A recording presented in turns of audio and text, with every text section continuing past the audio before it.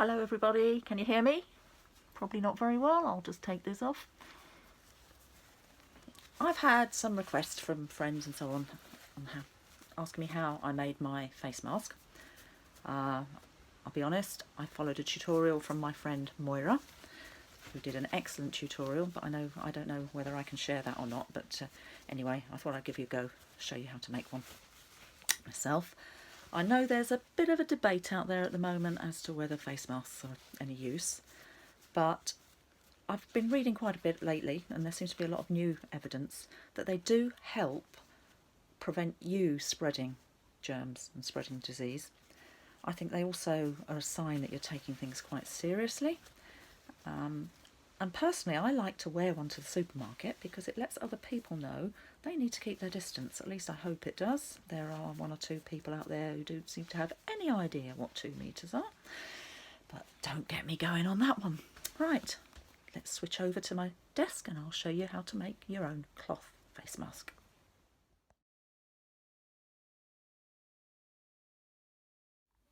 Okay, now for one mask, you're going to need 2 pieces of fabric. The front of your mask, something nice and bright and colourful, and something to be a lining. And each piece measures 9 inches by 6 inches, and that's approximately 15 centimetres by about 22.5. So cut those out accurately. You're also going to need some elastic, just some regular sewing elastic. This is 8mm wide. I have used a bit wider, but it needs to be comfortable around your ears. And you need 2 pieces, and they're about 5.5 inches, 13 centimetres long. And the last thing you're going to need is probably a bit of a strange one, is tomato puree tube. When you've finished with your tomato puree, you can cut open the tube and flatten it, wash it obviously, and flatten it, and you get quite a good metal, and it doesn't rust, it's aluminium and it's coated. And we're going to actually insert that inside the mask, and it's the bit that goes over your nose. It's not essential if you haven't got it, but it does help to fit the mask around your nose. And you need a piece again that's probably about 5 inches, 12 to 13 centimetres by about 1.5 centimetres, half an inch or so. What is important, once you've cut that strip, I'm going to move this so perhaps you can see it, is to round the ends.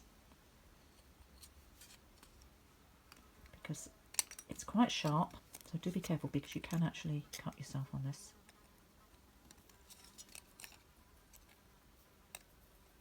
And that way it won't cut you and won't dig in. So you've got a little rounded strip like that. Then the first thing you're going to do is to turn over your fabrics. I didn't mention before, but it's probably a good idea to pre-wash your fabrics so that they don't shrink.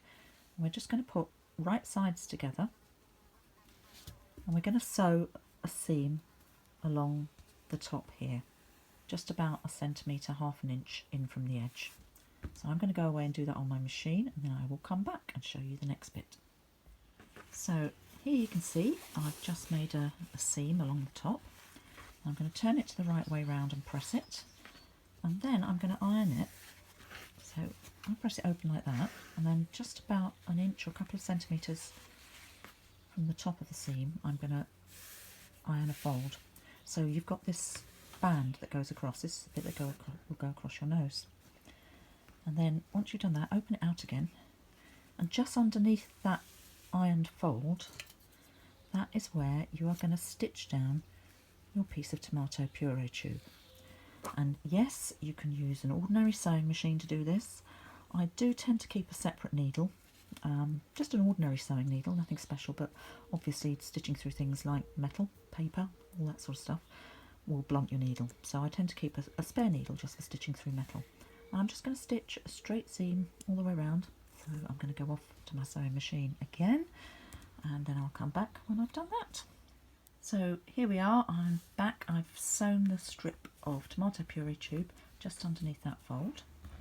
And now the next stage is to turn it over like this, again right sides together, and I'm going to sew another seam about 1 centimetre or so from this edge here. So again, I could go away to my sewing machine. Sorry I'm keep having to do this, but my son is actually working from home and his office is set up where I've got my sewing machine, so I can't really film in there at the same time. So I'm back again, and here we are, we've got the seam along the bottom. So basically now what you've made is a tube of fabric with this little bit tomato puree strip on it. I'm going to turn it the right way round.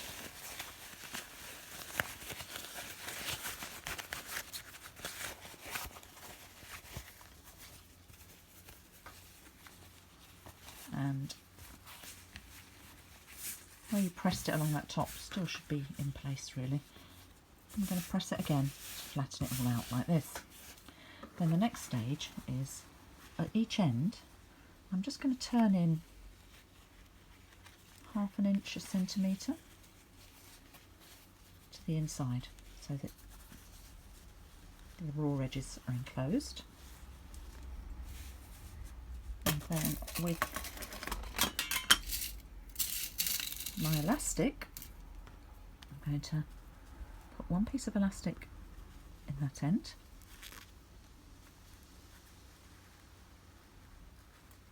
Just pin it in place, if that will go through. And just curve that around and put that in the other end.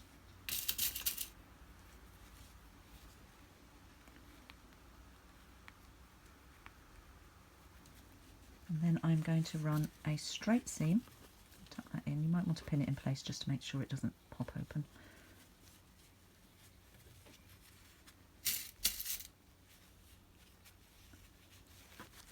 So I'm going to just so, make sure that's all lined up neatly, obviously. A straight seam along this edge that will actually hold the elastic in place. And I do that at both ends. And I'll be back again once I've done that. So here we are back again, and you can see I've stitched a seam along each end. And it's just enclosing the elastic. And there's just one last little step to go. I'm going to make down each side 3 little pleats. So just below the nose piece, works quite well. Just pin it into place. And another one sort of in the middle.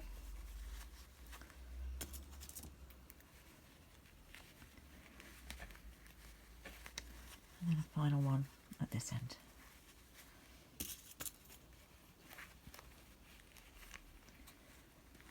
And so this end here should now be about, I guess, about 2.5 inches, 6 or 7 centimetres, something like that.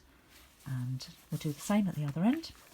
And once again, just over your previous line of stitching really, I'm going to stitch perhaps once or twice, go down and up again to secure those pleats in place. And then, here's one I made earlier, you have this shape mast. So good luck with that, and I'll see you again soon. Bye!